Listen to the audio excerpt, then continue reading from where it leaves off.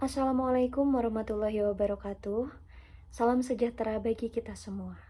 Pada kesempatan kali ini, saya akan memaparkan hasil penelitian skripsi saya dengan judul Pengembangan Permainan Simulasi Labirin dalam Bimbingan Kelompok untuk Meningkatkan Konsep Diri Siswa Kelas 8 SMP Negeri 1 Bojong. Sebelumnya, izin memperkenalkan diri, nama saya Fatma Hopipah dengan NIM 18010303 dari Program Studi Bimbingan dan Konseling, Fakultas Ilmu Pendidikan, Institut Keguruan Ilmu Pendidikan IKIP Siliwangi. Pada kesempatan kali ini ada 7 poin penting yang akan saya sampaikan, yaitu diantaranya yang pertama latar belakang, yang kedua rumusan masalah, yang ketiga tujuan penelitian, yang keempat kajian teori, yang kelima metode penelitian, yang keenam hasil dan pembahasan, lalu yang terakhir yang ketujuh yaitu kesimpulan dan saran. Langsung saja kepada poin yang pertama, yaitu latar belakang. Penelitian ini dilatar belakangi oleh pentingnya konsep diri bagi peserta didik. Peserta didik atau dalam hal ini remaja dituntut untuk memiliki karakter yang sehat. Karakter yang sehat merupakan salah satu indikator dari kualitas diri seseorang. Secara lebih sederhananya, konsep diri ini merupakan acuan dalam berinteraksi dengan seseorang. Hal ini sejalan dengan pendapat Calhoun, apabila konsep diri seseorang itu positif, maka ia memiliki kepribadian yang bersifat stabil, dapat menerima dirinya dengan apa adanya, mampu merancang tujuan hidup, dan mampu menghadapi kehidupan di masa yang akan datang. Konsep diri yang negatif akan menimbulkan seseorang memiliki pandangan atau pengetahuan yang buruk tentang dirinya. Sekolah dalam hal ini memberikan fasilitas yaitu berupa layanan bimbingan dan konseling untuk lebih dapat membantu peserta didik di dalam hal memahami tingkah laku seseorang dan mengembangkan potensi yang dimilikinya serta membantu untuk membentuk karakter para peserta didik.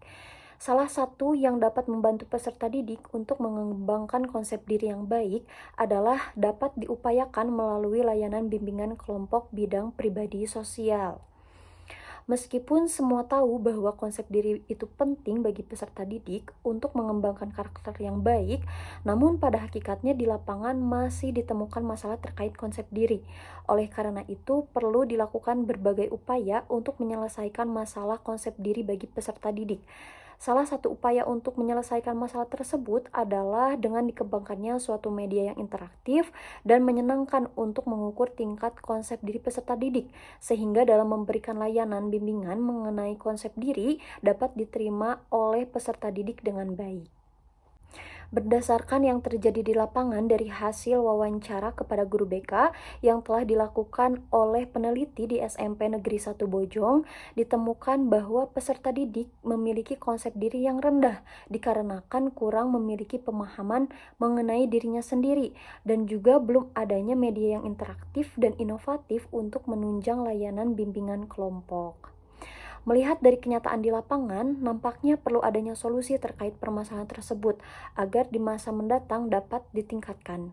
Salah satu layanan bantuan yang dapat diberikan sesuai permasalahan tersebut yaitu dengan memberikan layanan bidang pribadi sosial. Maka dari itu, peneliti memberikan solusi terkait masalah konsep diri berupa pengembangan permainan simulasi labirin untuk mengukur konsep diri peserta didik sehingga diketahui tingkat konsep diri peserta didik dari masing-masing yang pada akhirnya akan membuat guru konseling atau wali kelas dapat memberikan solusi sesuai dengan tingkat konsep diri peserta didik. Hal tersebut telah dibuktikan oleh penelitian-penelitian terdahulu yang menunjukkan bahwa penggunaan media permainan simulasi labirin salah satu faktor keberhasilan dari bimbingan dan konseling, khususnya layanan bimbingan kelompok dalam meningkatkan konsep diri peserta didik. Nah, berdasarkan dari latar belakang yang telah dipaparkan, juga review penelitian yang sejenis yang dibuat, peneliti ini tertarik mengangkat topik utama dengan judul Pengembangan Permainan Simulasi Labirin dalam Bimbingan Kelompok untuk meningkatkan konsep diri siswa kelas 8 SMP Negeri 1 Bojong.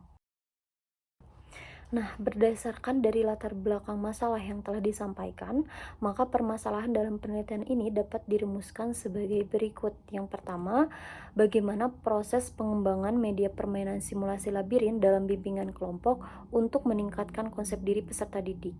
Yang kedua, bagaimana hasil uji kelayakan dan respon peserta didik pengembangan media permainan simulasi labirin dalam bimbingan kelompok untuk meningkatkan konsep diri peserta didik. Lalu yang ketiga, bagaimana efektivitas media permainan simulasi labirin dalam bimbingan kelompok untuk meningkatkan konsep diri peserta didik. Lalu yang keempat yaitu kendala-kendala apa saja yang ditemui pada saat pengembangan media permainan simulasi labirin dalam bimbingan kelompok untuk meningkatkan konsep diri peserta didik. Lalu yang selanjutnya, berdasarkan rumusan masalah pada penelitian ini, maka tujuan penelitian pengembangan ini adalah yang pertama untuk mengetahui proses pengembangan media permainan simulasi labirin dalam bimbingan kelompok untuk meningkatkan konsep diri peserta didik. Lalu yang kedua, untuk mengetahui hasil uji kelayakan pengembangan media permainan simulasi labirin dalam bimbingan kelompok untuk meningkatkan konsep diri peserta didik. Yang ketiga, untuk mengetahui peningkatan pengembangan media permainan simulasi labirin dalam bimbingan kelompok untuk meningkatkan konsep diri siswa atau peserta didik. Lalu yang keempat, untuk mengetahui kendala-kendala apa saja yang ditemui pada saat pengembangan media permainan simulasi labirin dalam bimbingan kelompok untuk meningkatkan konsep diri peserta didik. Lanjut kepada poin yang selanjutnya, yaitu mengenai kajian teori. Di sini saya akan memaparkan sedikit mengenai kajian teori. Dalam kajian teori ini terdapat 3 kata kunci, yaitu permainan simulasi labirin, bimbingan kelompok, dan juga konsep diri. Langsung saja kepada yang pertama, yaitu mengenai permainan simulasi labirin. Permainan simulasi menurut Adam dalam Nasi dan Holida tahun 2009 adalah untuk merefleksi situasi-situasi yang terdapat dalam kehidupan sebenarnya. Akan tetapi situasi tersebut hampir dimodifikasi, yaitu dibuat dengan lebih sederhana. Freud memandang bermain sama seperti fantasi atau lamunan. Melalui bermain atau fantasi, seseorang dapat mengaplikasikan harapan-harapan maupun konflik pribadi.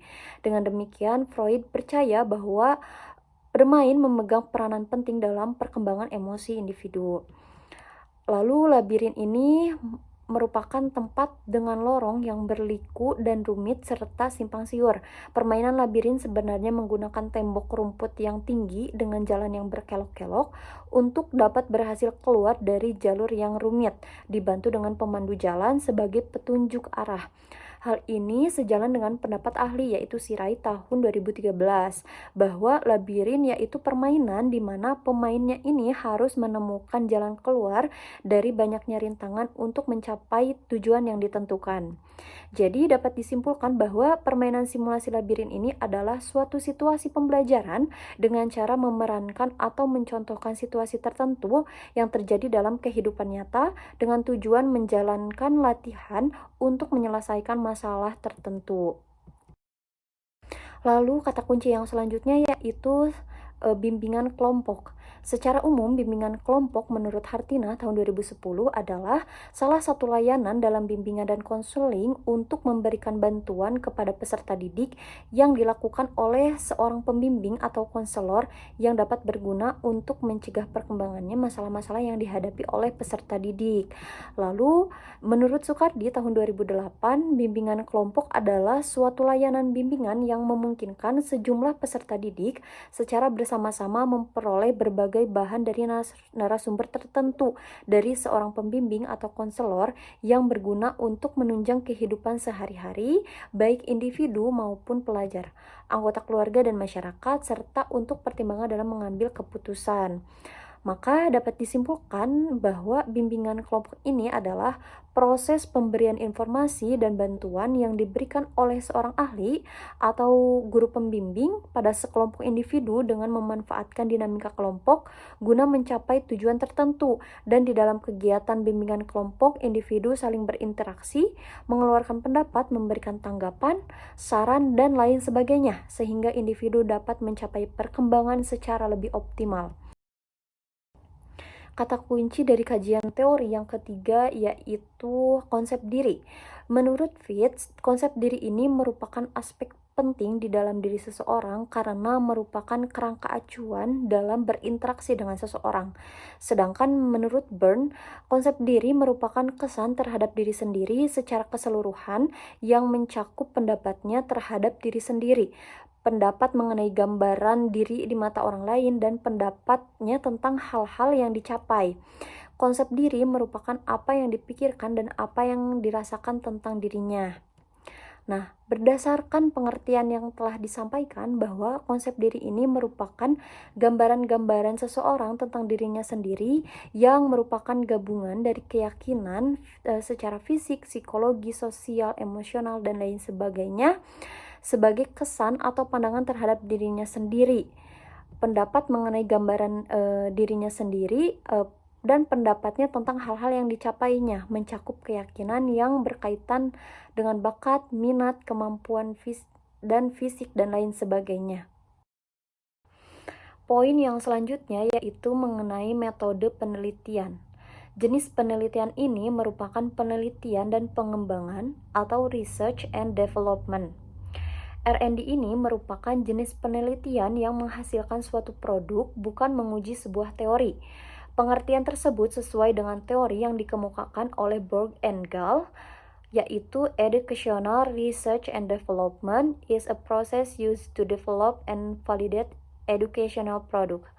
Pengertian dari R&D menurut Borg and Gall ini dapat diartikan bahwa penelitian, pendidikan, dan pengembangan adalah sebuah proses yang digunakan dalam mengembangkan dan menguji sebuah produk pendidikan. Lalu yang selanjutnya adapun subjek pada penelitian ini yaitu peserta didik kelas 8 SMP Negeri 1 Bojong. Lalu yang selanjutnya langkah-langkah penelitiannya ini ada 10, yaitu yang pertama pengumpulan data, perencanaan, pengembangan draft awal, uji coba terbatas, revisi produk, uji coba luas, revisi produk operasional, uji kelayakan, revisi produk, dan penyempurnaan produk final. Dari ke-10 tahapan tersebut, peneliti melakukan penyederhanaan tahapan. Penyederhanaan tahapan ini didasarkan pada pendapat Borg and Gall yang terdapat dalam MZIR tahun 2011 yang menyarankan untuk membatasi penelitian dalam skala kecil, termasuk kemungkinan untuk membatasi langkah penelitian. Penyederhanaan tahap penelitian dilakukan oleh peneliti dikarenakan keterbatasan waktu dan biaya yang dimiliki oleh peneliti. Yang selanjutnya, untuk teknik pengumpulan data. Teknik pengumpulan data ini adalah cara atau langkah yang paling utama dalam sebuah penelitian, karena tujuan utama dari sebuah penelitian adalah mendapatkan data. Teknik pengumpulan data yang digunakan dalam penelitian ini adalah angket atau kuesioner, lalu wawancara, dan juga lembar validasi. Kita masuk kepada poin yang selanjutnya, yaitu hasil dan pembahasan. Diperolehnya media permainan simulasi labirin terhadap konsep diri melalui tahap prosedur penelitian dan pengembangan yang dilakukan diantaranya pengumpulan data, perencanaan, pengembangan draft awal, uji kelayakan, revisi produk, uji coba produk, dan juga revisi produk operasional. Pengembangan media permainan simulasi labirin terhadap konsep diri layak digunakan menurut para ahli. Dilihat dari hasil penilaian validasi ahli dan respon peserta didik memperoleh skor rata-rata sebesar 91,93% dengan kategori sangat layak. Pada hasil efektivitas pengembangan produk ini didapatkan dari hasil pretest dan posttest dengan penggunaan media permainan simulasi labirin pada saat uji lapangan terhadap 33 peserta didik kelas 8 yang telah dilakukan. Adapun hasil uji coba lapangan pretest dan posttest disajikan dalam tabel sebagai berikut. Berdasarkan data yang sudah dipaparkan pada hasil post-test uji coba produk melalui pemberian layanan bimbingan kelompok terhadap peserta didik sesuai dengan kategori menggunakan media layanan hasil pengembangan dari peneliti, yaitu berupa media permainan simulasi labirin, telah menunjukkan hasil post-test yang diperoleh pada setiap kategori konsep diri peserta didik lebih baik daripada pretest sebelumnya. Dapat diketahui dari tabel di atas bahwa di mana hasil post-test kategori rendah mengalami peningkatan sebesar 37,15%, yaitu dari 44,51% menjadi 81,66%. Hasil dari post-test pada peserta didik dengan kategori sedang mengalami peningkatan sebesar 8,18%, yaitu dari 72,68% menjadi 80,86%. Sedangkan hasil post-test dari peserta didik dengan kategori tinggi mengalami peningkatan sebesar 3,06%, yaitu dari 83,05% menjadi 86,11%. Dari data yang diperoleh menunjukkan bahwa peningkatan yang paling tinggi dari hasil pretest terhadap post-test yaitu pada peserta didik kategori konsep rendah. Berdasarkan data yang telah dianalisis, dapat disimpulkan bahwa ada pengaruh yang signifikan antara penggunaan media permainan simulasi labirin terhadap konsep diri peserta didik. Kita masuk kepada poin yang terakhir, yaitu kesimpulan dan saran. Berdasarkan hasil penelitian dan pengembangan ini dapat disimpulkan bahwa yang pertama, peneliti dan pengembangan ini menghasilkan produk berupa media permainan simulasi labirin dalam bimbingan kelompok untuk meningkatkan konsep diri siswa kelas 8 SMP Negeri 1 Bojong. Tahapan yang dilakukan untuk menghasilkan media permainan simulasi labirin ini menggunakan metode dari Boog and Gall dengan 7 tahapan saja. Lalu, berdasarkan hasil validasi yang telah dilaksanakan terhadap ahli media, diperoleh hasil rata-rata sebesar 94,16% dengan kategori sangat layak. Lalu berdasarkan dari hasil validasi memperoleh rata-rata skor yaitu sebesar 91,93%. Hasil dari post-test kategori rendah mengalami peningkatan sebesar 37,15%, yaitu dari 44,51% menjadi 81,66%, yang menunjukkan bahwa adanya perubahan yang signifikan dari hasil pre-test ke post-test. Kemudian yang selanjutnya saran. Berdasarkan hasil penelitian dan pengembangan ini, maka dapat disarankan hal-hal sebagai berikut. Yang pertama, peneliti atau pengembang selanjutnya untuk dapat mengembangkan media permainan simulasi labirin sesuai dengan perkembangan teknologi dan kurikulum yang digunakan di sekolah atau pengembangan media lainnya. Yang kedua, bagi guru disarankan untuk memanfaatkan atau menggunakan media sebagai alat untuk memberikan layanan, sehingga pada saat memberikan layanan bisa menjadi lebih variatif. Yang ketiga, bagi siswa kelas 8 disarankan untuk memanfaatkan atau menggunakan media permainan simulasi labirin dalam layanan bimbingan kelompok agar peserta didik dapat meningkatkan konsep diri. Alhamdulillahirabbil alamin, semua pemaparan telah selesai disampaikan. Mohon maaf jika ada salah baik dari perkataan atau sikap. Terima kasih banyak atas perhatiannya. Wallahul muwafiq ila aqwamit thoriq. Wassalamualaikum warahmatullahi wabarakatuh.